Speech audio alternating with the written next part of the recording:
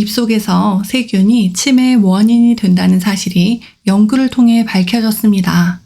흔히 있는 잇몸병 때문에 뇌가 공격받아 치매에 걸린다고 해서 좀 충격적입니다.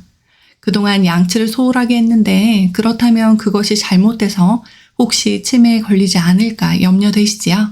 갑자기 어제 저녁 양치를 어떻게 했더라? 문득 저도 걱정이 됩니다.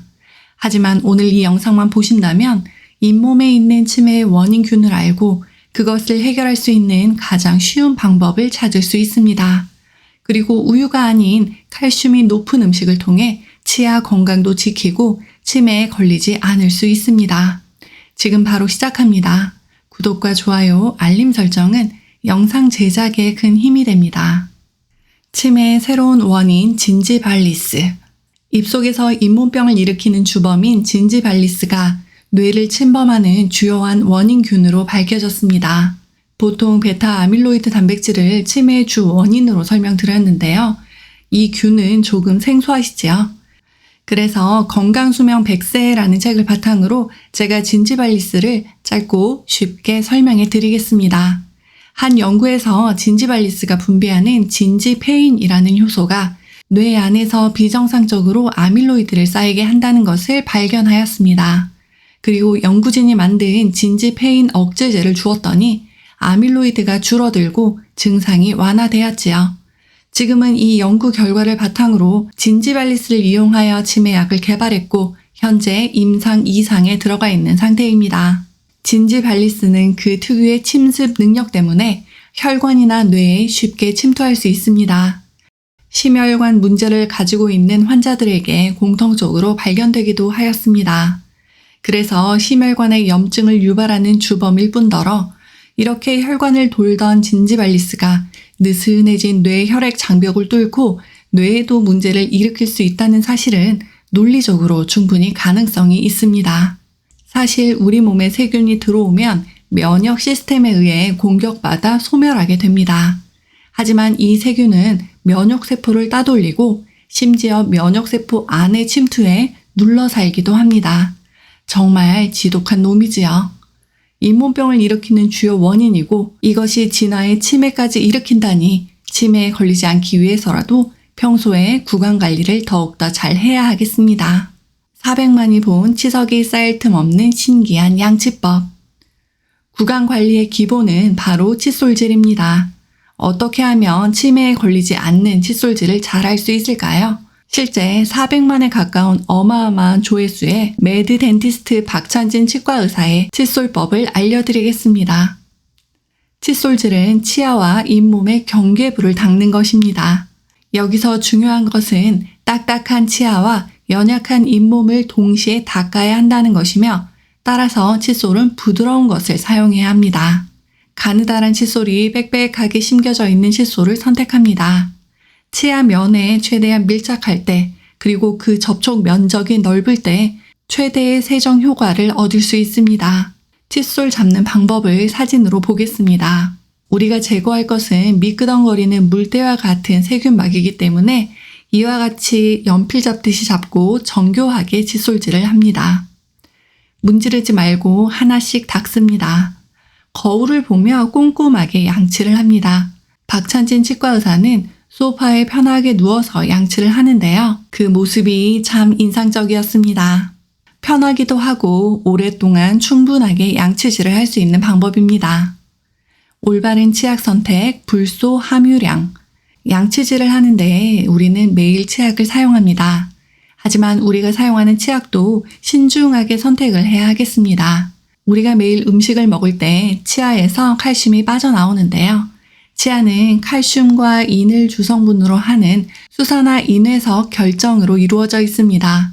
이는 구강 내의 환경 변화에 따라 칼슘과 인 이온이 빠져나오기도 하고 반대로 흡착이 되기도 합니다. 빠져나온 칼슘을 다시 우리 몸으로 들어오게 하는 것이 불소입니다. 그래서 치약을 선택할 때 불소가 들어가 있는지 확인해야 하고요. 더불어 나에게 맞는 불소의 함량이 중요합니다. 평소에 치아 관리를 한다 하면 불소량은 950에서 1000ppm 정도로 선택합니다. 충치로 치과를 자주 다녔다면 1450ppm의 불소 함량을 선택합니다. 여기까지 화제의 칫솔질 방법에 대해 알아보았습니다. 평소 알고 있던 내용과 조금 다른 내용도 있죠. 다만 이 내용 후에는 양치에 대한 생각이 많이 바뀌게 되실 것입니다. 바뀐 생각으로 꼼꼼한 칫솔질을 오늘부터 당장 하시면 좋을 것 같습니다. 박창진 치과 의사는 스스로 칫솔질에 미쳤다고 할 만큼 그 열정이 정말 대단합니다. 여러분들도 칫솔질하는 실제 영상 한번 보시면 유쾌함과 동시에 배꼽 잡는 즐거움을 느낄 수 있을 것입니다. 칼슘이 많은 음식. 마지막으로 잇몸과 치아 건강을 위해 칼슘이 많이 들어있는 음식을 잘 섭취하여 치아 건강은 물론 뇌 손상도 막아야겠지요. 우유와 치즈에 칼슘이 많다는 사실을 모두 아실 것입니다. 오늘은 이 음식 말고도 칼슘이 많이 들어있는 음식을 여러분에게 바로 소개해 드리겠습니다. 두부. 두부는 의외로 칼슘 함량이 높은 음식 중에 하나입니다. 두부 반모에는 146mg의 칼슘이 들어있습니다. 두부의 재료인 콩 자체에는 칼슘 함량이 낮지만 두부를 만드는 과정 중에 간수에서 칼슘을 첨가하면서 칼슘 함량이 높아집니다. 콩물에서 단백질을 응고해내는 기능이 있는 황산칼슘이 그 대표적인 예이지요. 그래서 두부는 식물성 식품 중에서도 칼슘을 많이 가지고 있습니다. 또 두부에는 식물성 에스트로겐이라고 불리는 이소플라본도 풍부한데요. 골다공증 위험군인 갱년기 여성들의 뼈 건강에 더욱 도움이 될 수 있습니다. 브로콜리, 케일. 뽀빠이가 시금치를 먹고 힘을 냈지요. 사실 시금치의 칼슘 함량은 가장 높지만 흡수율은 5%로 낮습니다. 그래서 흡수율까지 생각한다면 브로콜리와 케일을 선택하는 것이 더 좋습니다. 브로콜리 100g에는 칼슘이 약 100mg, 케일 100g에는 약 180mg이 들어있고 칼슘 흡수율도 50%로 시금치보다 월등히 높습니다. 브로콜리의 설포라판 성분은 뇌의 되사경로에 스트레스 반응을 일으켜 항산화 효소를 늘려줍니다. 그래서 뇌 건강에도 아주 효과가 좋은 음식입니다. 브로콜리 두부 무침. 칼슘이 많은 이 재료를 이용한 간단한 요리가 있는데요. 두부와 브로콜리를 끓는 물에 데쳐줍니다. 데친 두부는 으깨줍니다.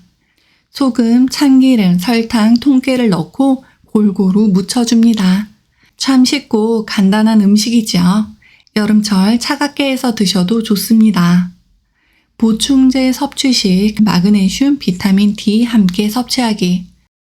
음식으로 섭취하면 좋지만 알러지나 개인적인 취향으로 영양제로도 칼슘을 많이 섭취하시는데요.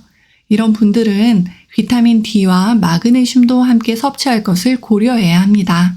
비타민 D는 칼슘의 흡수를 촉진하고 배설을 억제하는 역할을 하고요. 마그네슘 또한 우리 몸에서 칼슘 흡수를 돕습니다. 다만 마그네슘과 E는 칼슘보다 많이 먹으면 오히려 칼슘의 흡수를 방해하므로 과다 섭취에 주의해야 합니다. 치아 관리를 잘 못해서 치매에 걸릴 수 있다는 소식에 많이 놀라셨지요? 하지만 여러분은 이 영상을 통해 치아 관리하는 방법을 잘 알게 되셨어요. 그리고 칼슘이 풍부한 음식과 간단한 조리 방법도 알게 되었습니다. 앞서 400만 조의 칫솔법을 말한 박찬진 치과 의사는 치아 하나당 3천만 원의 가치를 가지고 있다고 표현했습니다. 치아 하나가 고려청자다라고 생각하며 하나하나 아끼고 정성스럽게 닦아달라고 말하지요. 오늘 이 영상을 보시면 여러분들은 고려청자 하나하나를 잘 관리하실 수 있을 것입니다. 이 영상을 보고 하실 일이 있는데요. 첫 번째는 내가 사용하는 치약에 불소 함유량이 얼마나 있나 확인하는 것이고요. 두 번째는 칫솔질 할 때 하나하나 꼼꼼하고 부드럽게 치아를 닦아주는 일입니다. 세 번째가 가장 중요합니다. 다 아시죠? 소중한 분들에게 전해주시고 구독과 좋아요, 알림 설정 눌러주세요. 다음에 더 좋은 영상으로 꼭 다시 만나요.